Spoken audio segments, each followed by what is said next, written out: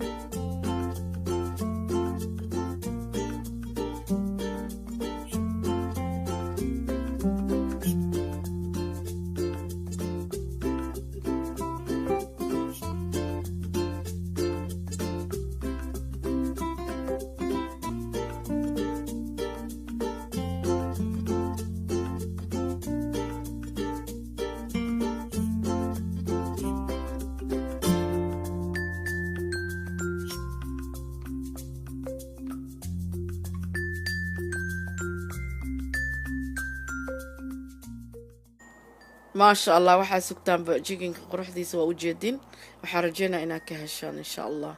haye mac salaam